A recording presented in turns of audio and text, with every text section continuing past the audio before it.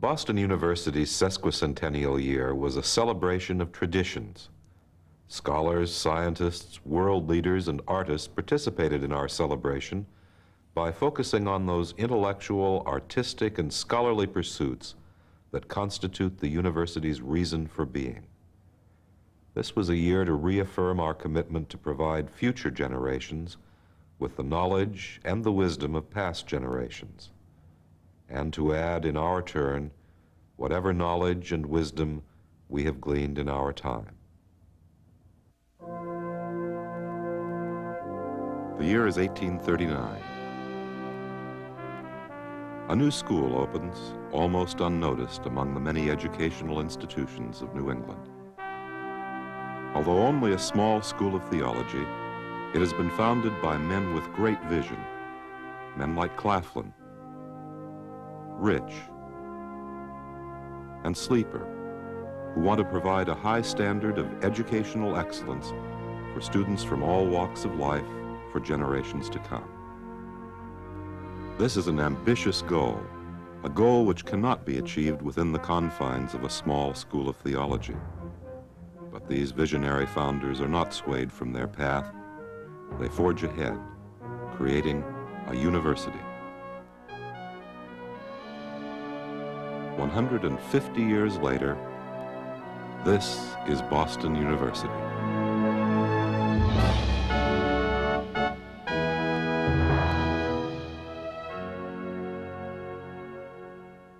I'm here, I'm sure, because I am the only person alive who knew all 7 presidents. And to my view, Boston University is people, traditions, living traditions, thousands of alumni, hundreds of professors, quite a lot of deans, 7 presidents. They have all contributed something valuable to an ever-widening stream of living tradition. I may repeat that later. Boston University's earliest and most valued tradition is providing a superior education to anyone capable of pursuing it.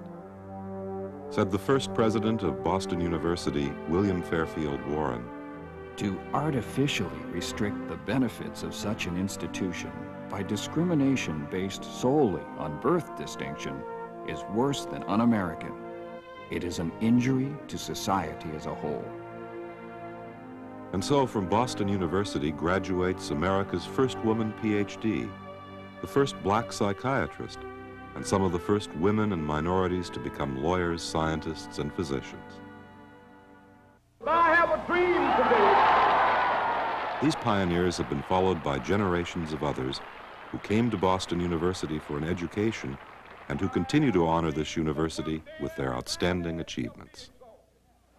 Every hill and mountain shall be made low, the rough places will be made plain, and the crooked places will be made straight, and the glory of the Lord shall be revealed, and all flesh shall see it together.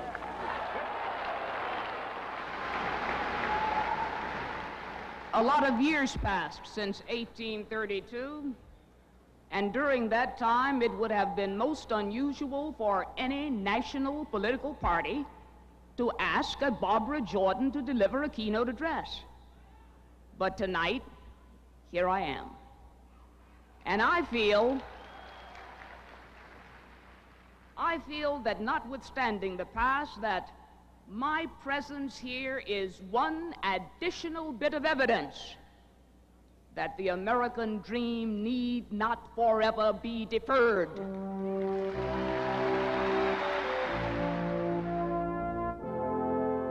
This university remembers its traditions and its distinguished alumni with pride, but it is not, and it never has been, complacent. I am one with my predecessors in this. All of us have been dreamers. All of us have been visionaries. And all of us have been committed to action, sharing a principled discontent with whatever has been achieved up to the present. For 150 years, This tradition has kept Boston University focused on its pursuit of academic excellence, and it has frequently taken us outside the university to help others improve their own educational institutions. This historical commitment remains active today in Boston University's acceptance of responsibility for the education of school children in Chelsea, Massachusetts. The real difficulty is that as the elementary and secondary level, especially the secondary quality, sank in America, it pulled the universities down with it. The universities ought to make a counter pull and pull them up by their own standards. Seminars throughout the sesquicentennial year focused on critical issues of our time. In a conversazione, noted scholars discussed the contemporary world. What are the chances that Gorbachev will actually succeed with what he's doing? In other words, what's the best news that could now come out of the Soviet situation? And what might be a more gloomy possibility? The popular belief in Moscow is the next year and a half is going to be crucial. I don't think it's going to be absolutely definitive even then, because even if it's successful in that year and a half, it might still fail later. What the Soviet Union has been attempting to do for a few decades, I wouldn't dare to put a date to it, has been a cultural revolution in the sense of stopping what is happening in the rest of the world from happening there. And it's like a slight case of pregnancy. I think that they've had it. I don't know how it's going to come, but I don't know, but that I can't not imagine it going back. But the problems will not go away, whatever the succession is. Whether it's a military takeover or a movement to the right or a movement to a more vigorous Gorbachev program, I think the compulsions over a period of time will be to move in his direction, because I don't think there's any other direction in which to go, and going backward does not appear to carry much hope, not only in the minds of the West, but in the minds of Soviet people that I've run into. Seminars also focused on fundamental issues in education. Political philosopher Harvey Mansfield addressed the need for a moral foundation. For moral education, moral actions by themselves are not sufficient.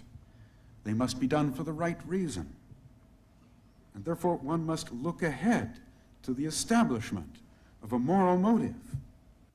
Visiting Professor Saul Bellow, winner of the Nobel Prize for Literature, spoke on the intellectual foundation of an education. Reply is that I hope that certain works of literature become ensouled in students. That is to say, that they become a part of the being of the people who read them, and that they can form their lives upon these books. Because if education means anything at all, it means that. Boston University's commitment to education is continually affirmed by its own academic pursuits, by the tasks it takes on, by the honors it chooses to give, and by those, like noted philosopher Paul Weiss, who choose to receive them. For your recognition that metaphysical and speculative thought are essential to the mind's pursuit of truth, for your generosity in extending the opportunity of its pursuit to all your students, and for the concern you have shown each of them in meeting the challenge of living, Boston University proudly confers upon you the degree Doctor of Letters, honoris causa.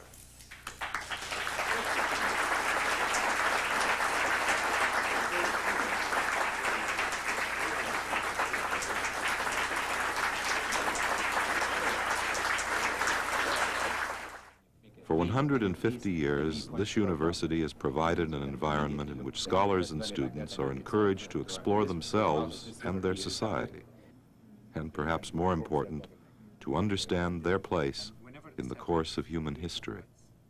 5 centuries ago, Gutenberg and printing restructured human sensibility. Today, as we move from the typographic into the electronic culture, the human sensibility must undergo an equally fundamental revolution with consequences no one can yet foresee. In our own age, the microchip has rushed us still further into the electronic revolution. We are falling into an unimaginable new world of electronic informational systems and electronic mechanisms of control. Computers invade our homes and rear our children in new languages and perceptions. Robots are on the march. New generations of electronic monsters loom ahead. Machines that can work, walk, talk, see, possibly reason. As the robots develop, will they not always be able to do more and cleverer things?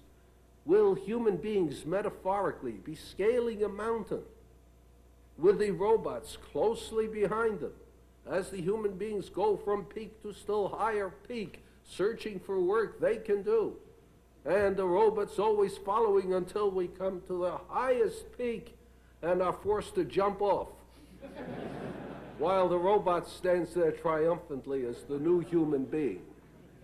Will we be replaced by a kinder, gentler breed?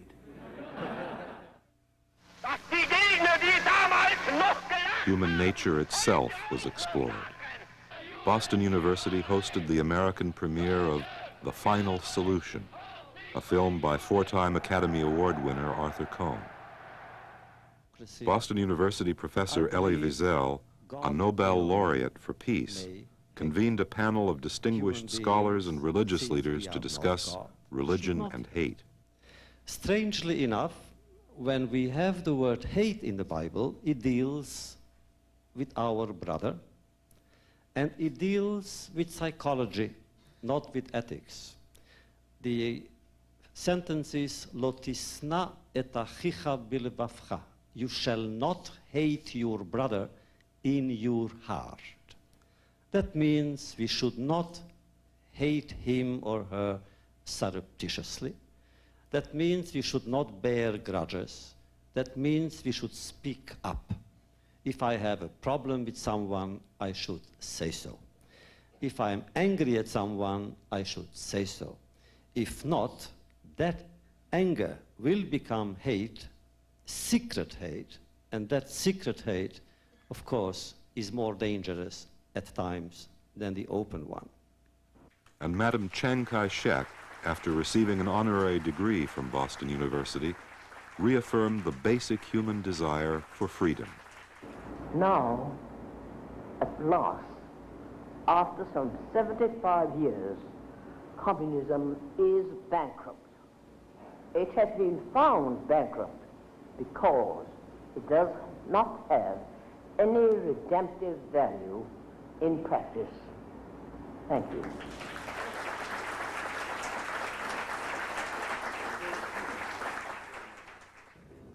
While some explored human behavior, others explored the human body.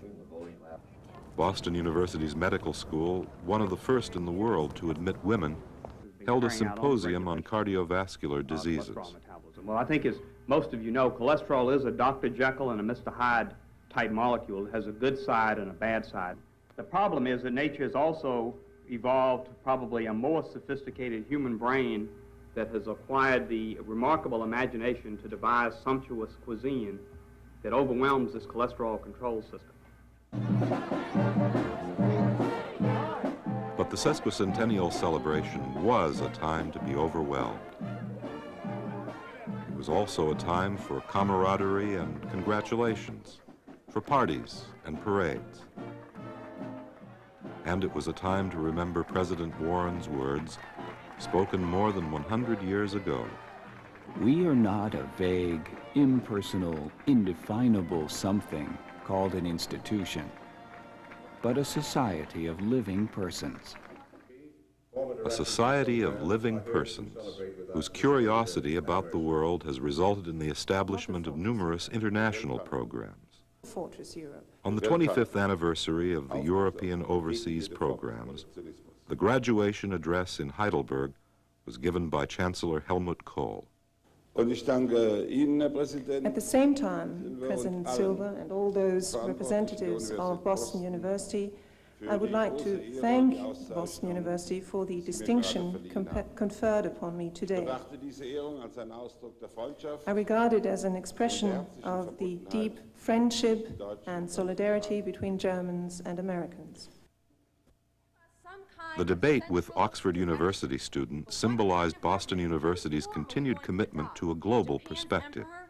Appropriately, the topic was a world ruled under one flag.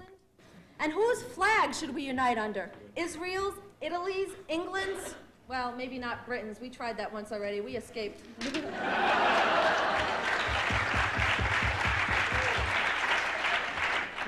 Yes, mister? You didn't escape. We let you go. We just didn't want to...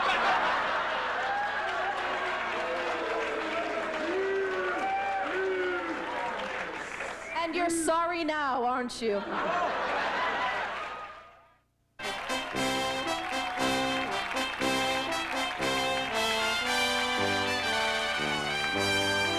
Ladies and gentlemen, the President of the United States and Mrs. Bush, and the President of the Republic of France and Mrs. Mitterrand.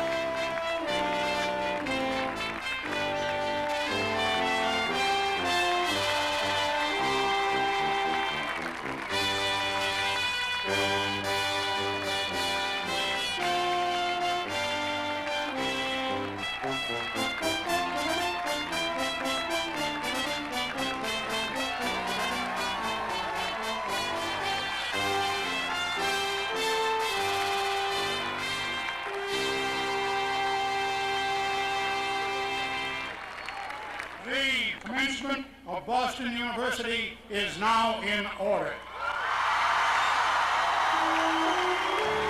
Graduation is a celebration of personal achievement, but the sesquicentennial commencement also reaffirmed the international standing of Boston University. During the commencement exercises, an honorary degree was conferred on First Lady Barbara Bush.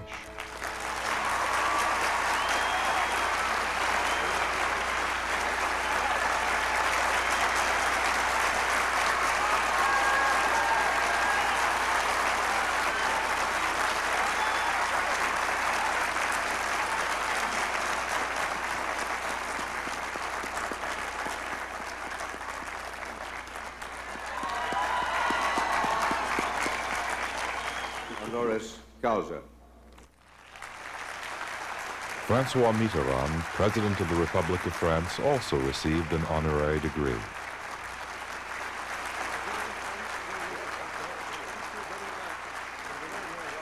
And then spoke on the significance of his presence at Boston University.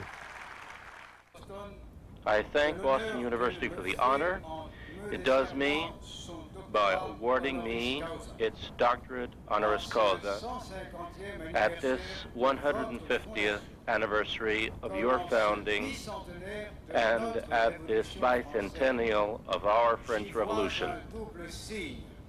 I see in this a double symbol, that of knowledge and freedom, and also a third symbol, that of friendship, which led me to be received here by our dear Elie Wiesel. And George Bush, President of the United States, received his honorary degree before giving the commencement address to an enthusiastic audience of more than 30,000 graduates, faculty, parents, and friends of the university. And as Boston University graduates, you take with you a degree from a great institution and something more. Something more, knowledge of the past and responsibility for the future. And take a look at our world today. Nations are undergoing changes so radical that the international system you know and will know in the future will be as different from today's as today's world is from the time of Woodrow Wilson. How will America prepare then for the challenges ahead? It's with your future in mind that after deliberation and a review, we are adapting our foreign policies to meet this challenge. Boston University was not only honored by the two presidents, but by a visit from a king. His Majesty King Hussein.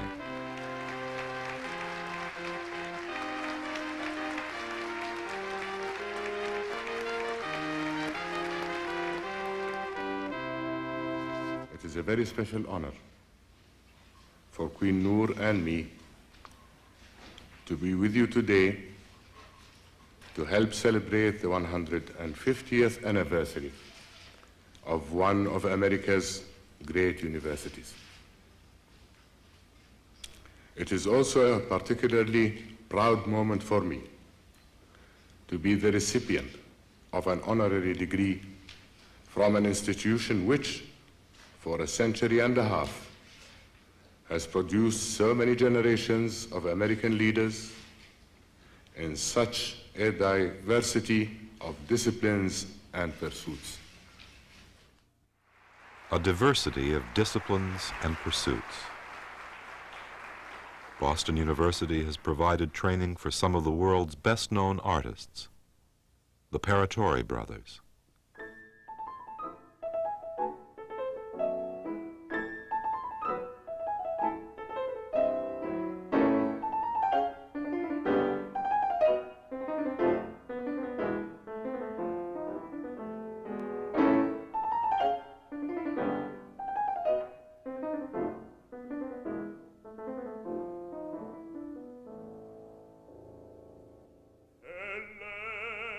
And continues to prepare the great artists of the future, Haijing Fu.